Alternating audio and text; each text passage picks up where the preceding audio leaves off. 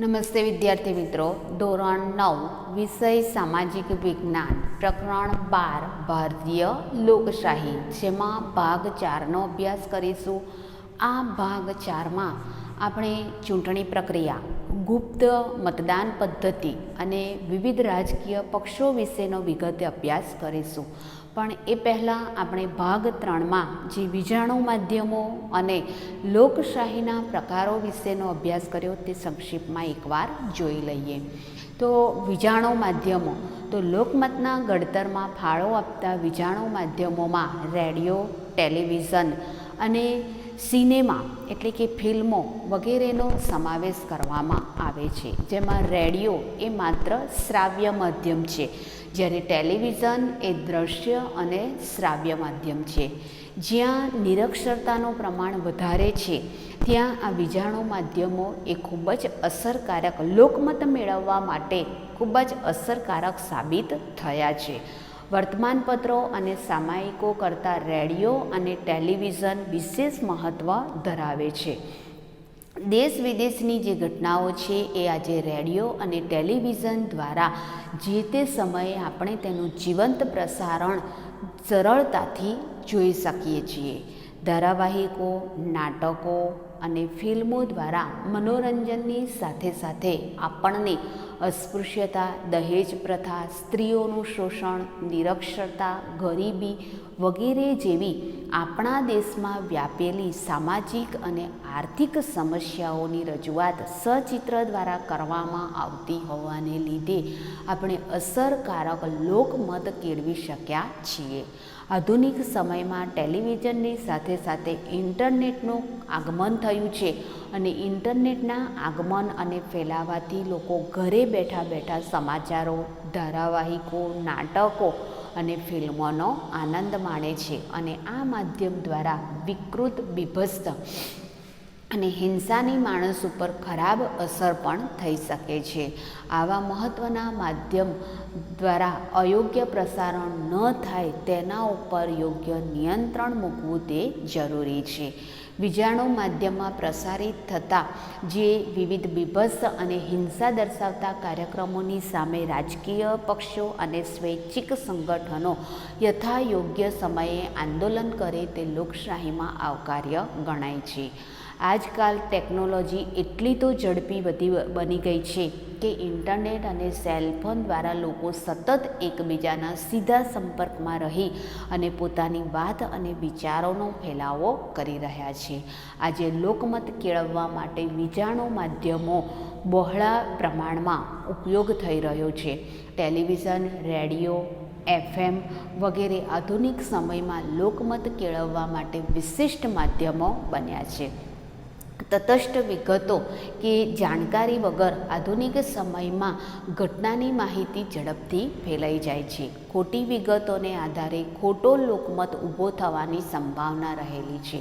વીજાણુ માધ્યમ દ્વારા થતા વિવિધ પ્રકારના સર્વે એ લોકમત કેળવવાનું કાર્ય કરે છે. કોઈ ચોક્કસ વિગતોને આધારે લોકમત એકઠો કરવામાં આવે છે.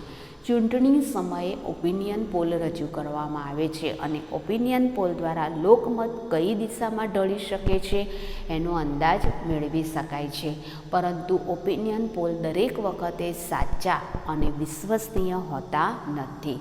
આજના સમયમાં વીજાણુ માધ્યમોએ ખૂબ જ મહત્ત્વનું સ્થાન ધરાવે છે. લોકશાહીમાં લોકો અને સરકારે ધીરજ રાખવાની જરૂર છે.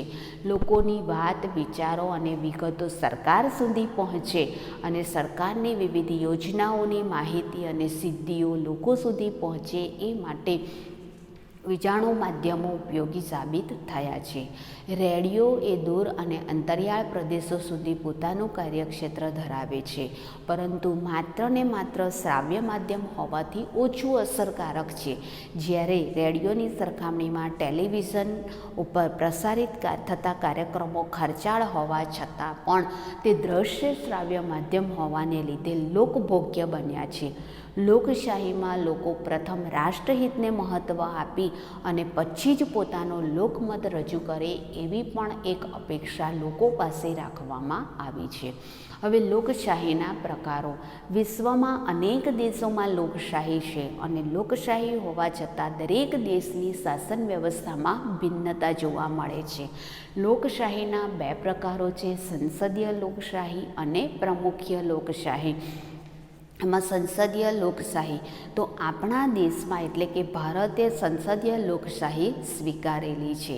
હવે લોકસભામાં જે પક્ષ બહુમતી ધરાવે છે એટલે કે જે પક્ષને સ્પષ્ટ બહુમતી મળી હોય તે પક્ષના નેતાને રાષ્ટ્રપતિ વડાપ્રધાન તરીકે નિમણૂક કરે છે અને વડાપ્રધાન એ પ્રધાનમંડળના સભ્યોની નિમણૂક કરે છે એટલે કે વડાપ્રધાન સરકારની રચના કરે છે.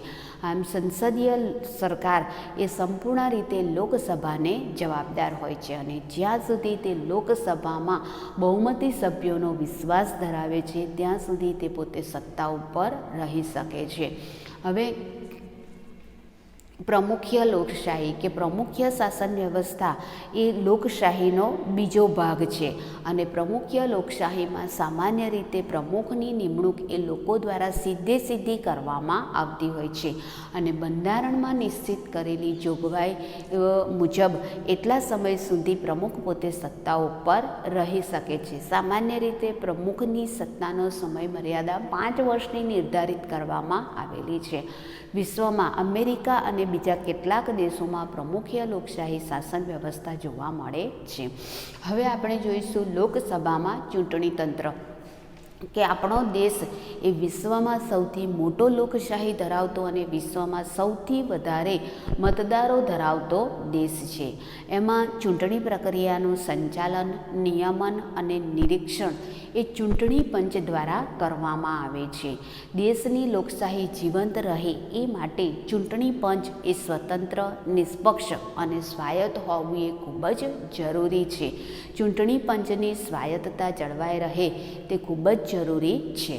આ માટે ચૂંટણી કમિશનરોની નિમણૂક કરવી, નોકરીની શરતો, તેમને હોદ્દા ઉપરથી દૂર કરવા માટે બંધારણમાં ચોક્કસ જોગવાઈઓ કરવામાં આવેલી છે. સંસદ, રાજ્યોની વિધાનસભા, વિધાન પરિષદ, આ ઉપરાંત રાષ્ટ્રપ્રમુખ, ઉપરાષ્ટ્રપ્રમુખની ચૂંટણી કરવા માટેની જવાબદારી અને સત્તા એ ચૂંટણી પંચને સોંપવામાં આવેલી છે. આપણા દેશની ચૂંટણી એ ગુપ્ત મતદાન દ્વારા કરવામાં આવે છે. વિધાનસભા કે સંસદની 5 વર્ષની મુદત પૂર્ણ થાય ત્યારે તેનું વિસર્જન કરવામાં આવતું હોય છે અને ફરીથી ચૂંટણી યોજવામાં આવતી હોય છે. ત્યારબાદ કોઈના અવસાન કે રાજીનામાથી ખાલી પડેલી બેઠક ભરવા માટે યોજાતી ચૂંટણીને પેટા ચૂંટણી તરીકે ઓળખવામાં આવે છે.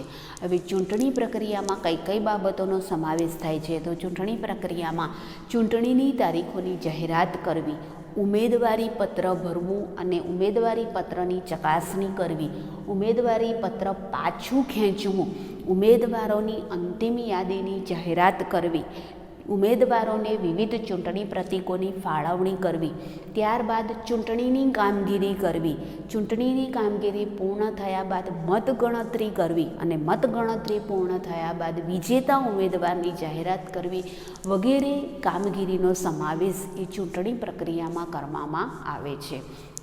તો આપણો દેશ એ વિશ્વમાં સૌથી વધુ મતદારો ધરાવતો દેશ છે. આપણા દેશમાં ચૂંટણી પ્રક્રિયાનું સંચાલન, નિયમન અને નિરીક્ષણ એ ચૂંટણી પંચ દ્વારા કરવામાં આવે છે.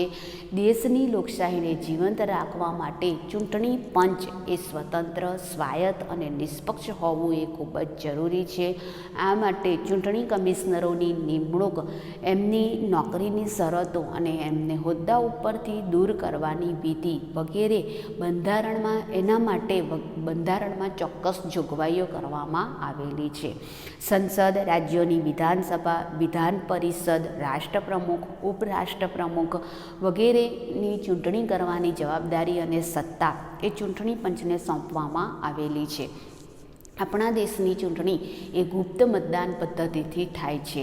હવે ગુપ્ત મતદાન પદ્ધતિ એટલે એવી એવો મત કે મતદારે પોતાનો મત કોને આપ્યો છે તે કોઈને પણ ખબર ન પડે એ રીતે કરવામાં આવતું મતદાન, જેને આપણે ગુપ્ત મતદાન તરીકે ઓળખીએ છીએ. તો આપણા દેશમાં ચૂંટણી એ ગુપ્ત મતદાન દ્વારા કરવામાં આવતું હોય છે. વિધાનસભા કે સંસદની મુદત 5 વર્ષની હોય છે અને આ મુદત પૂર્ણ થયેથી ફરીથી ચૂંટણી યોજવામાં આવતી હોય છે. એવી જ રીતે કોઈના અવસાન, કોઈ ધારાસભ્ય કે કોઈ સાંસદ સભ્યના અવસાનથી ખાલી પડેલી બેઠક કે એમની જે નાદુરસ્ત જે તબિયત હોય છે એને લીધે એમણે પોતે સ્વૈચ્છિક રાજીનામું આપ્યું હોય, એટલે કે કોઈના અવસાન કે કોઈના રાજીનામાથી ખાલી પડેલી બેઠક ભરવા માટે યોજવામાં આવતી ચૂંટણીને પેટા ચૂંટણી તરીકે ઓળખવામાં આવે છે.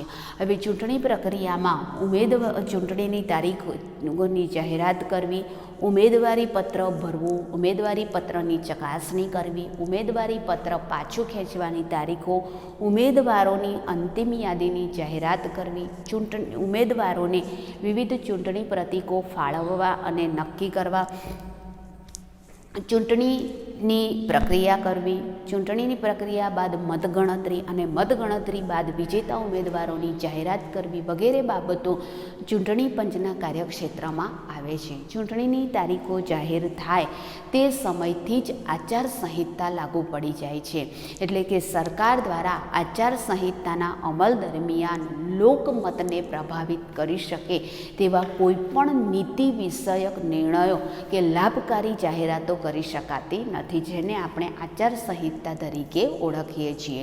ચૂંટણી પહેલાં ઉમેદવાર કે તેમનો રાજકીય પક્ષ પોતે ચૂંટણી ઢંઢેરો બહાર પાડે છે. હવે ચૂંટણી ઢંઢેરો એટલે શું? તો જે સત્તા ઉપર સરકાર છે એ પોતે સત્તા ઉપર રહેલી સરકારે પોતે 5 વર્ષ દરમિયાન પોતે કરેલા જે કામો છે એની માહિતી લોકો સુધી પહોંચાડવી, વિવિધ સભાઓ યોજી અને લોકો સુધી પહોંચાડવી, અને ફરીથી પોતાની સરકાર સત્તા ઉપર આવશે તો કયા પ્રકારના કામો કરશે, લોકોને કયા પ્રકારના લાભો કરાવશે એની જાહેરાત કરવી. અને જે પક્ષ સત્તા ઉપર નથી એ પક્ષ સત્તા ઉપર આવવા માટે જો પોતે સત્તા ઉપર આવશે તો લોકોને કયા પ્રકારના લાભો કરાવશે, કયા પ્રકારની યોજનાઓનો લાભ મળશે એની જાહેરાતો કરવી, એને ચૂંટણી ઢંઢેરો કહેવામાં આવે છે. તો ચૂંટણી પહેલાં ઉમેદવાર કે જે તે રાજકીય પક્ષો પોતાનો ચૂંટણી ઢંઢેરો બહાર પાડે છે, અને ચૂંટણી ઢંઢેરામાં આર્થિક, સંરક્ષણ તેમજ વિદેશ નીતિ અને સરકારની કરવા ધારેલી જે કામગીરી હોય છે અને યોજનાઓ હોય છે, આ ઉપરાંત વિવિધ સમસ્યાઓ અને તેના નિરાકરણ સંદર્ભે પોતાનું અને રાજકીય પક્ષનું વલણ રજૂ કરવાનું રહેતું હોય છે. હવે ગુપ્ત મતદાન પદ્ધતિ કે આપણા દેશમાં સંપૂર્ણ ગુપ્ત અને સ્વતંત્ર રીતે મતદાન દ્વારા ચૂંટણી યોજાય છે. હવે ગુપ્ત મતદાન પદ્ધતિ એટલે શું? તો મતદારે પોતાનો મત કોને આપ્યો તે કોઈને પણ ખબર પડે ન પડે એ રીતે કરવામાં આવતું મતદાન, જેને ગુપ્ત મતદાન કહેવામાં આવે છે. ભારતની સંસદની ચૂંટણી એ વિશ્વની સૌથી મોટી મતદાનની પ્રક્રિયા ગણવામાં આવે છે, કે જે સ્થાનિક સ્વશાસનની સંસ્થા કે ગ્રામ પંચાયતથી શરૂ કરી અને છેક રાષ્ટ્રપ્રમુખ અને ઉપરાષ્ટ્રપ્રમુખ સુધીની કામગીરી છે એ ચૂંટણી પ્રક્રિયા દ્વારા થતી હોય છે. એટલે ભારતની સંસદની ચૂંટણી એ વિશ્વની સૌથી મોટી મતદાનની પ્રક્રિયા ગણવામાં આવે છે.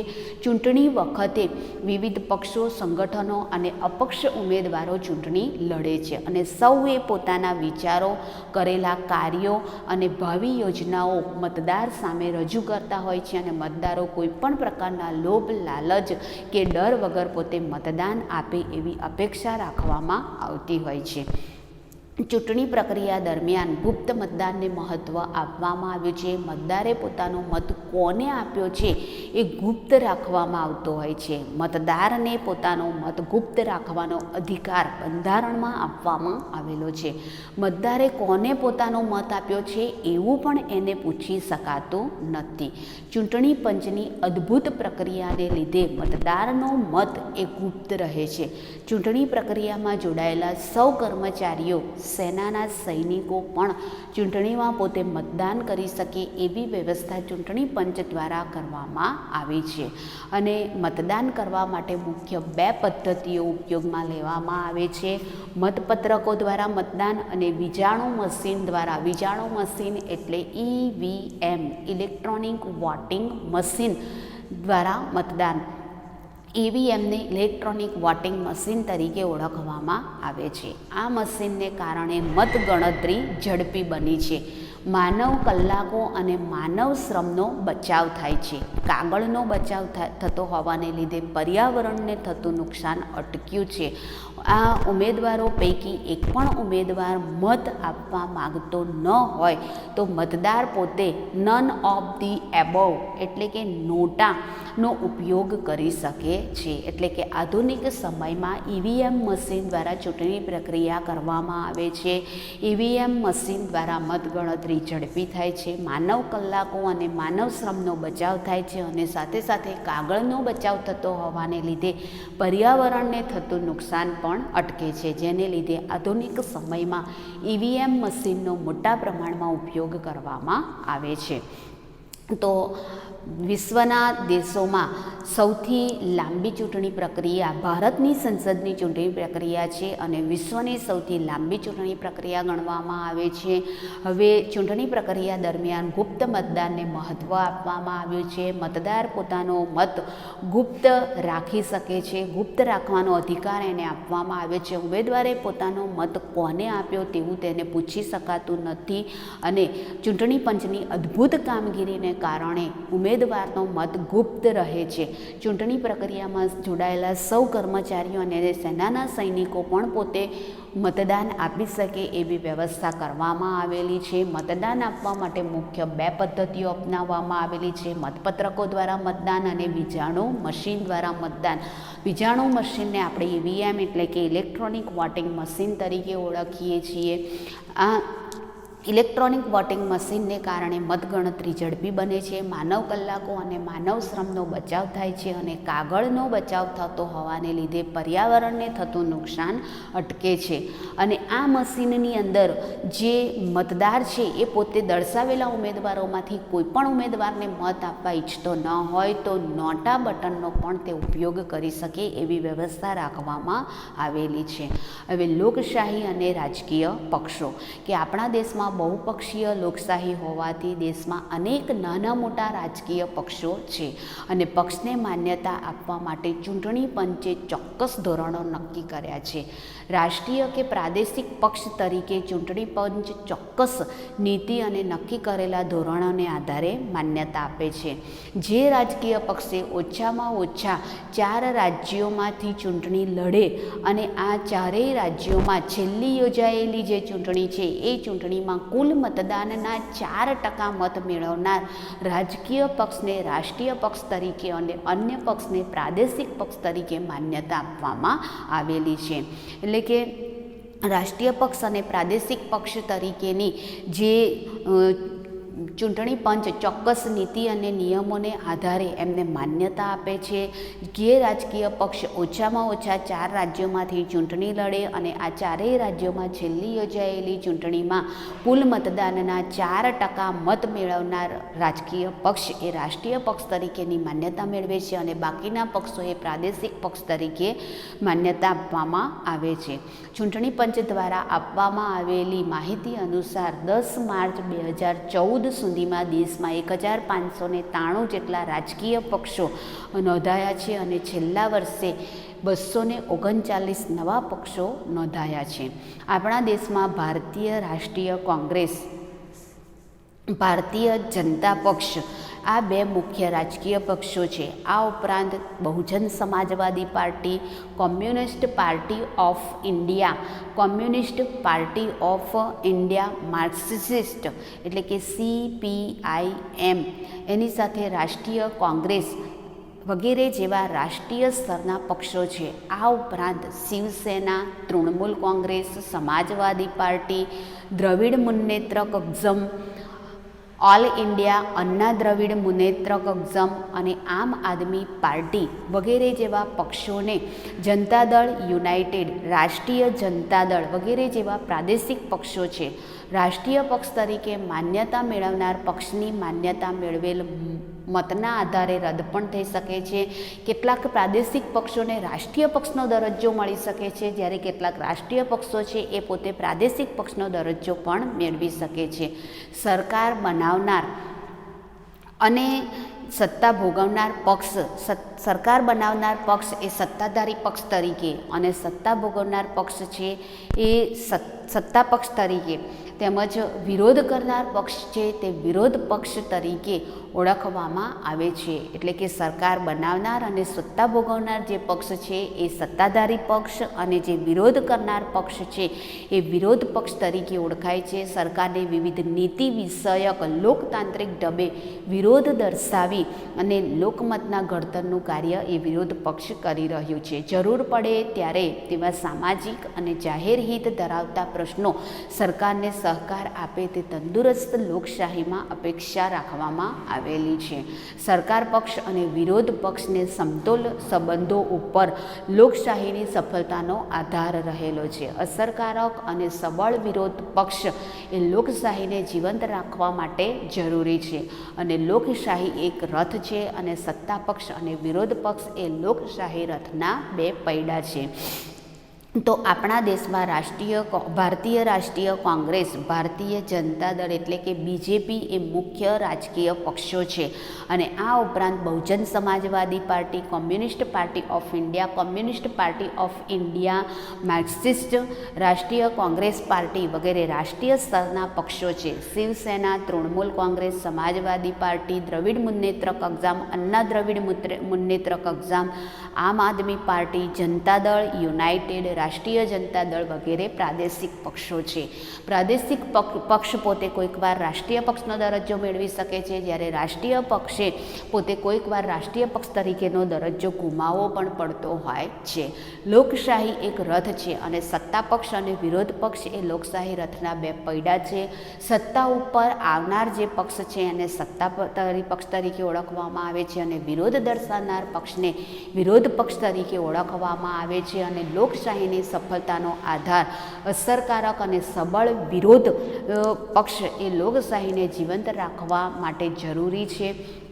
આમ લોકશાહી રથના બે પૈડા સત્તાધારી પક્ષ અને વિરોધ પક્ષ છે અને તંદુરસ્ત લોકશાહીમાં આપણે જાહેર હિત ધરાવતા પ્રશ્નોનો સરકારને સહકાર આપે એ તંદુરસ્ત લોકશાહી માટે ખૂબ જ જરૂરી છે. એટલે કે વિરોધ પક્ષ સતતને સતત વિરોધ દર્શાવે એ જરૂરી નથી, પરંતુ કોઈક વખત સરકારને એના સમતલ સંબંધોમાં અને લોકશાહીને જીવંત રાખવા માટે અને જે તે પ્રશ્નોમાં સરકારને સહકાર આપે એવું પણ લોકશાહીમાં અનિવાર્ય બન્યું છે. તો વિદ્યાર્થી મિત્રો, અહીંયા આપણો આ પ્રકરણ પૂર્ણ થાય છે. પાઠનું વાંચન કરી લેશો અને સ્વાધ્યાયનું ધ્યાનથી પણ વાંચન એકવાર કરી લેશો. Thank you.